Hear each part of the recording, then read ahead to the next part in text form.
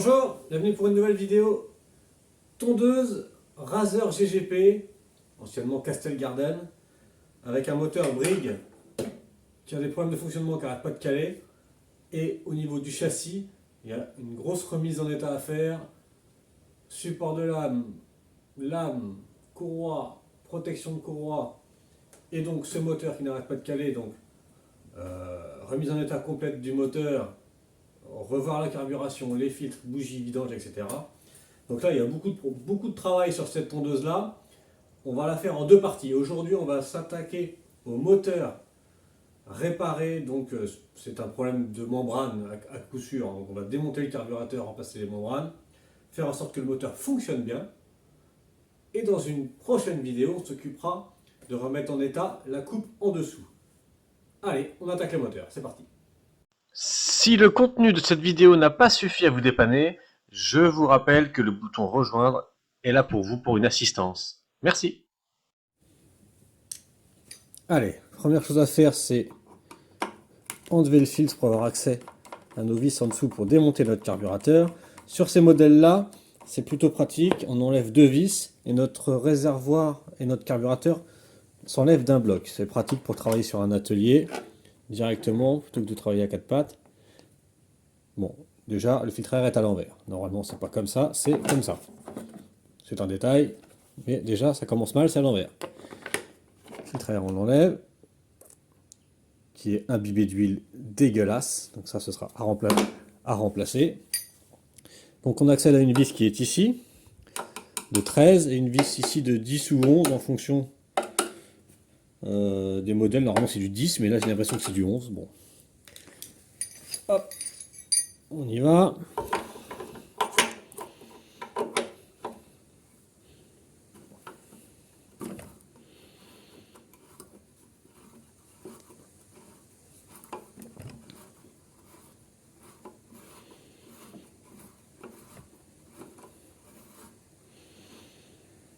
Ça me fait penser que je ne vous ai pas montré quelle était la panne.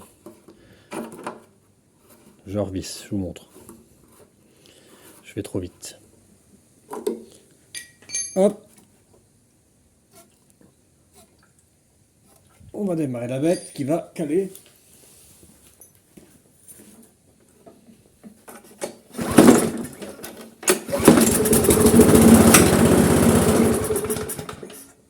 Voilà, ça démarre, mais ça cale. On y retourne.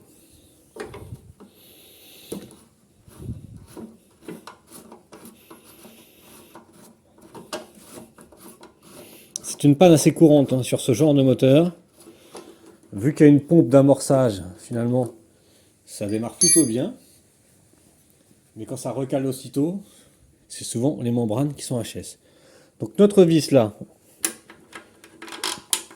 voilà, la grosse on l'enlève. Il restera la petite devant.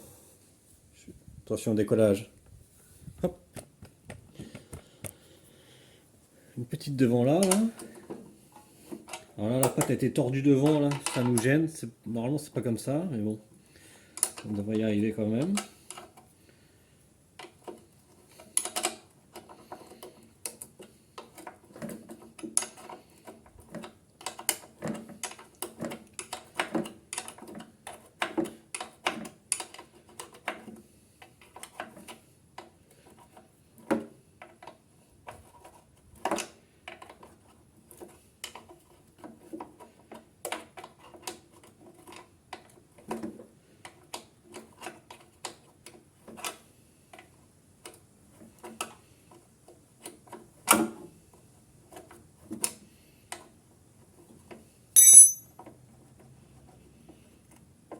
Non, toujours pas. Ça, c'est pas la vis d'origine. J'espère qu'ils n'ont pas abîmé le filetage.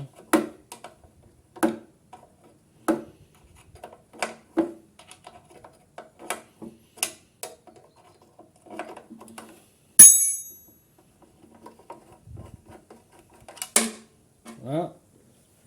Nos deux vis. Et là, on vient tirer sur le réservoir. Il va se déboîter de la pipe. Hop, on fait juste sauter cette petite tringle ici, là, en faisant levier sur le... Et voilà. Notre réservoir avec son carburateur bien dégueulasse et retirer de la machine. Maintenant, on se met sur l'établi pour nettoyer tout ça. Bon, voilà, notre réservoir est sur l'établi. On va donc maintenant chercher à démonter le carburateur pour le séparer du réservoir, de façon à changer les membranes qui sont en dessous là. Donc pour démonter le carburateur, on a les vis, on a 5 ou 6 vis cruciformes là, qui sont sur le carburateur, et c'est dans un état tellement dégueulasse qu'il y a des vis qu'on voit même plus. Donc on va commencer par faire une chose, c'est enlever toute cette épaisseur de merde, je crois qu'il n'y a pas d'autre mot, avant de démonter le carburateur. J'ai horreur de travailler sur des pièces qui sont dans un état pas possible comme ça. J'ai vraiment horreur de ça. Donc je vais lui mettre un coup de nettoyant frein et un coup de soufflette de façon à ce que ce soit un peu plus propre pour travailler dans des meilleures conditions. Je nettoie tout ça. Bon, c'est quand même plus agréable de travailler quand c'est plus propre. Allez, donc on démonte toutes les vis cruciformes. Il y en a 1, 2, 3, 4, 5.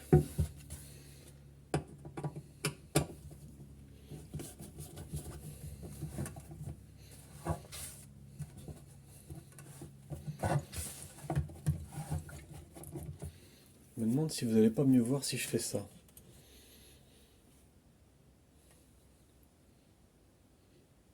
Pourquoi ça s'allume pas ça? Ah bah oui, forcément si je branche pas. Ah, excusez-moi, la technique. C'est mieux? Ça doit être mieux. Donc, nos vis.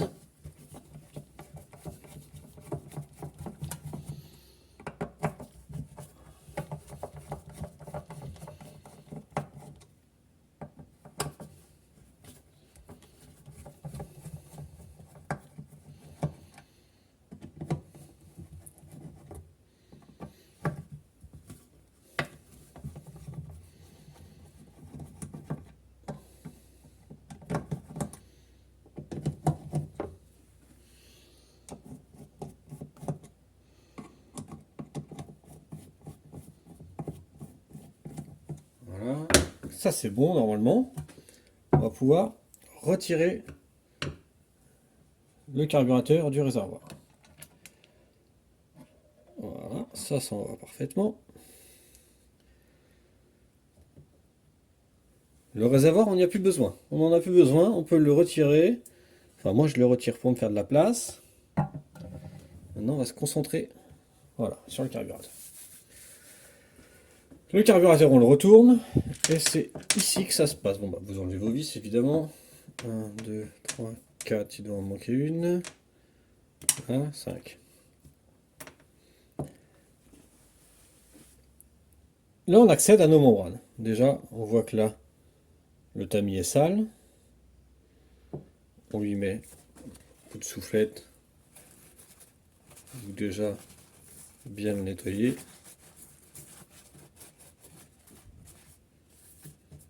Voilà, c'est déjà mieux.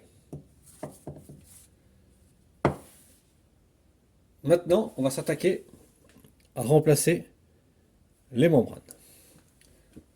Je précise, une membrane et un joint. On vient retirer la membrane. Alors ça, c'est un filtre. Filtre qu'il faut aussi nettoyer. Mais de toute façon, je mettrai un coup de soufflette tout à l'heure avant de remonter. On enlève, je peux le faire maintenant d'ailleurs. Allez, on enlève. On met un petit coup de soufflette, un petit coup de nettoyant carbu.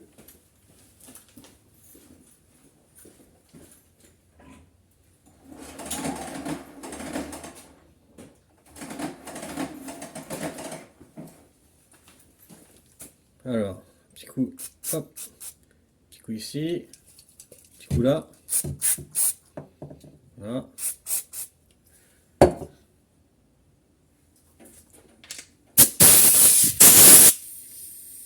Petit coup de soufflette.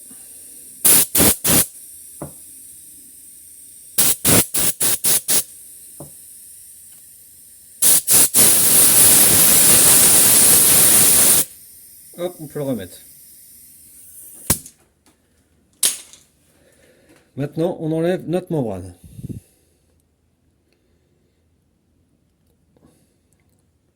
En faisant attention, il y a un ressort ici, vous allez voir.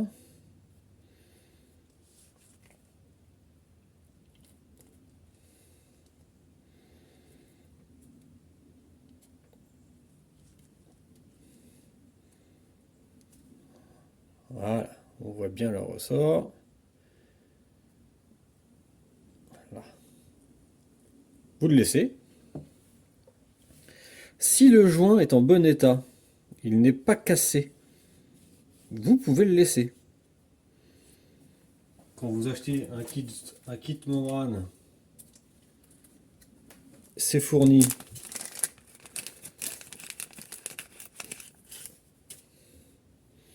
avec la membrane et le joint. Mais bon, le joint, s'il n'est pas complètement détérioré, vous pouvez très bien le garder pour une autre utilisation plus tard ou autre. Bon, le mieux, quand on l'a, c'est de le remplacer, mais ça aurait pu fonctionner si on ne le remplaçait pas.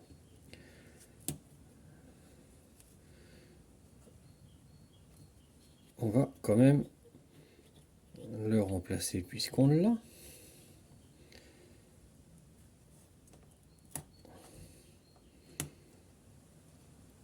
Mais si d'aventure vous avez acheté que la membrane et que vous n'avez pas pris le kit membrane plus joint et que vous avez acheté que la membrane, vous auriez pu laisser ce joint là.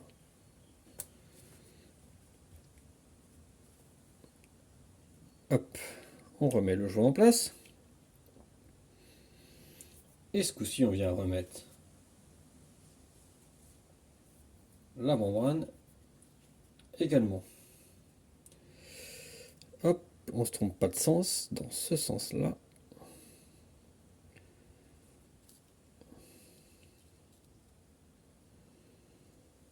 Comme ceci. À partir de là, bon, bah ça, on s'en fiche, on les enlève. On vient le remettre sur notre réservoir. Assurez-vous bien sûr que là ce soit propre, qu'il n'y ait pas trop de saleté. Moi ça va. On vient le retourner et le remettre à sa place. Ce que je vous conseille, c'est de mettre une vis de chaque côté de façon à ce que la membrane ne bouge pas.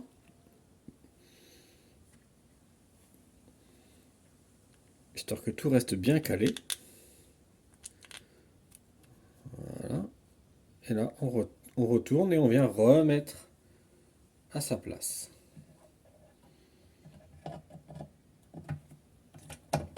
Voilà. Maintenant, j'ai plus qu'à venir remettre toutes les vis. Et notre opération de remplacement de membrane est terminée. Quand on y va délicatement, point par point, procédure par procédure, c'est pas compliqué. Si on va vite, on fait pas attention au sens. Il y a énormément d'erreurs sur ces machines-là, notamment de membranes pas montées dans le bon sens, pas mis à l'endroit où il faut, à l'envers. Bon, c'est pas compliqué si on fait attention. Quand vous enlevez la membrane, vous la mettez bien à côté, dans le bon sens dans lequel vous l'avez enlevé, de façon à remettre dans le même sens. Enfin bon, voilà. On y va tranquille, sans aller trop vite.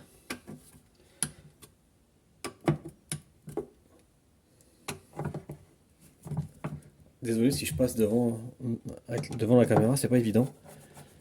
De filmer de près en serrant des vis, c'est pas évident.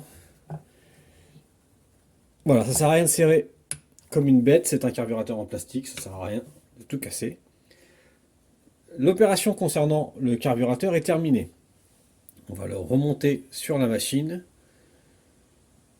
et lui mettre évidemment un filtre à air neuf. Ce serait dommage de remettre un filtre à air dégueulasse alors qu'on vient de tout nettoyer. Allez, je remets sur la machine. Allez, marche arrière. On remet notre petite tringle dans le gros trou.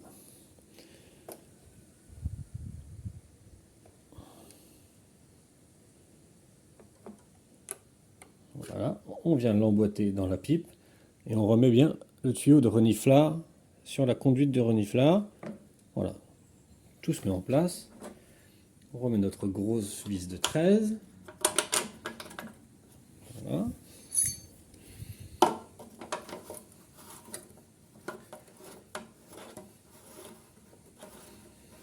Alors sur ces moteurs-là, il y a aussi des gros problèmes de pipe.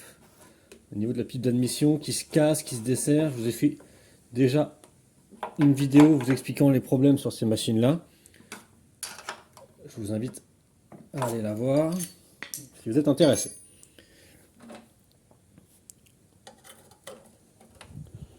Alors cette vis là, ils ont tout tordu, tout est de travers. C'est pas comme ça que ça. Ça doit pas être comme ça. Normalement.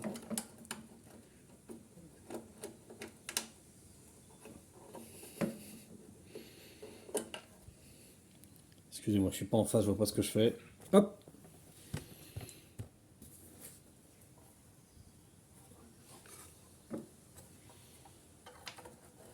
Voilà. On va desserrer l'autre pour me laisser un peu de jeu. Histoire que... Voilà. Histoire d'avoir un peu de réglage. C'est pas d'origine, mais bon, ça y était. Je vais faire en... Voilà. Faire en sorte que ça y retourne.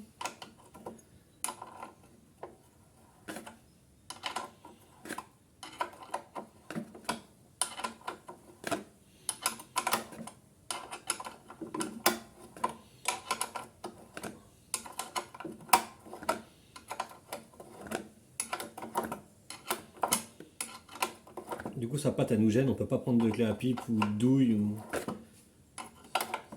Un peu chiant. Mais bon, il a fait ça pour bloquer le régime. Ça doit fonctionner quand même, mais c'est chiant à démonter.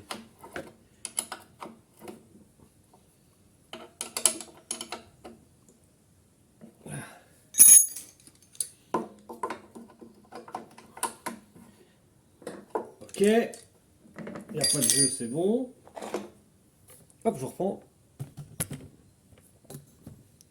Bon, alors on avait vu que le filtre à air, c'était dans un état pas possible. Alors, on va ouvrir ça. Voilà.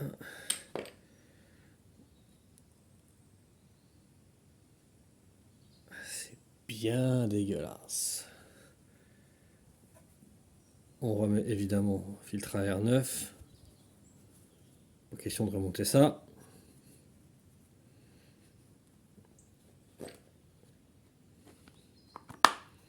Et on remet ce coup-ci dans le bon sens.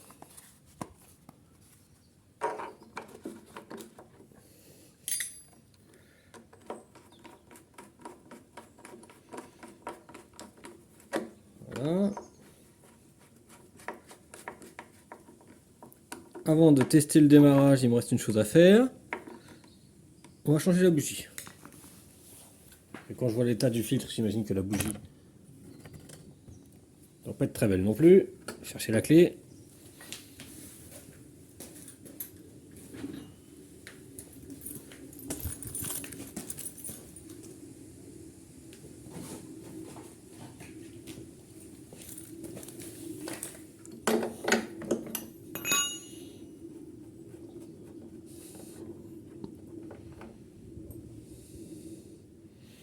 Ouais. Des années que ça n'a pas été changé non plus, ça. Allez, une belle bougie neuve.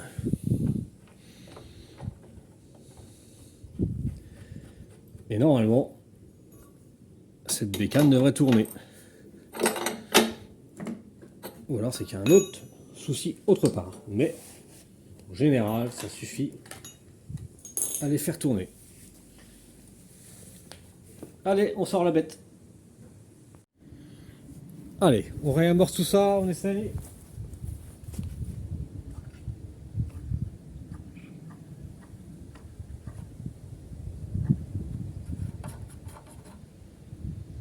Allez, quasiment plus rien là-dedans, j'espère que ça va suffire.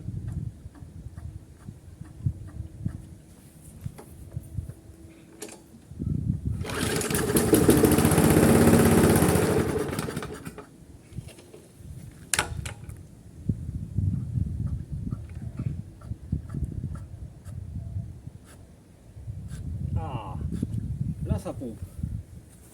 Le temps que la membrane se mette en place.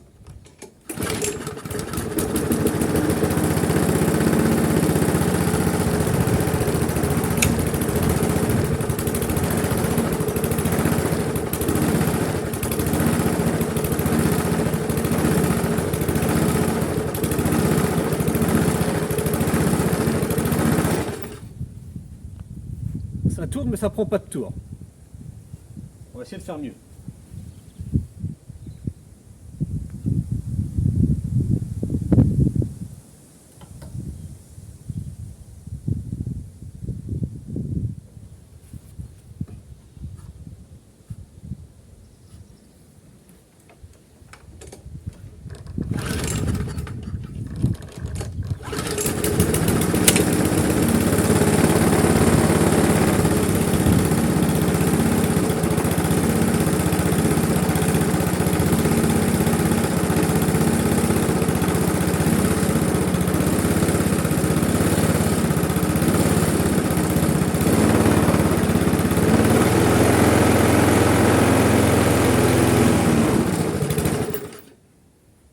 On va enlever le filtre à air, on va regarder si on peut lui accélérer, parce que là ça tourne pas assez vite.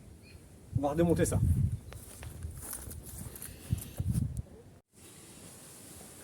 Bon, retour à l'atelier. Notre moteur fonctionne, il cale plus, par contre il ne prend pas du tout de tour. Et là, quand je vois ça là, quand je vois les ressorts qui sont tout détendus là, je me dis, d'ailleurs un problème de ressort. On va le démarrer, j'ai bloqué avec une corde et on va essayer de voir si on peut trouver un réglage, tordre une patte ou autre. On va regarder ça. Je démarre.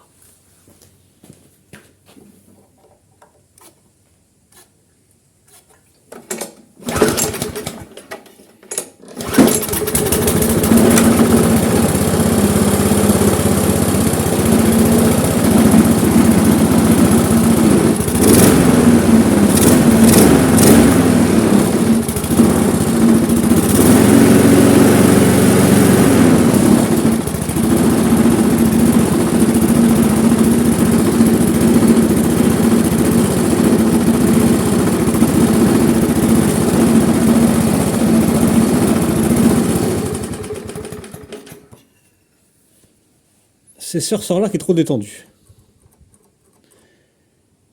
Donc on va,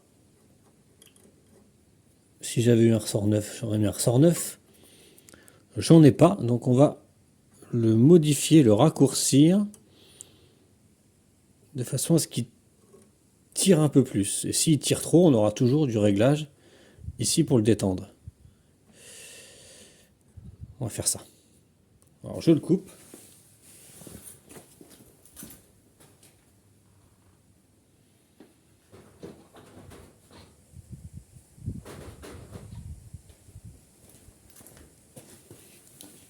Alors là, c'est de la bidouille, hein. Vous, il faudrait, pour bien faire, commander un ressort. Mais moi, j'aime bien de temps en temps bidouiller comme ça. Allez, on va le couper là. Hop.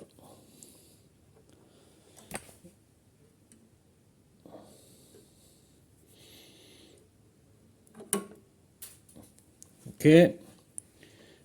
On va même le réduire encore un peu.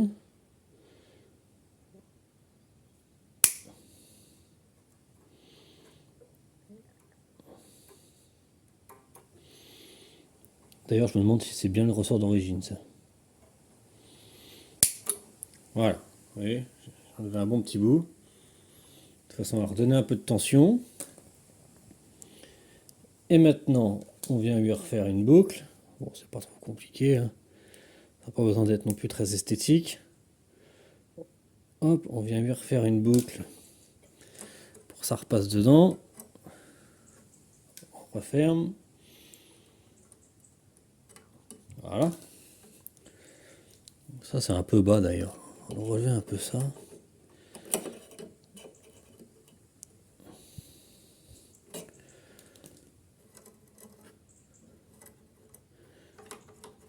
Je pense que ça va être mieux. Allez, on démarre.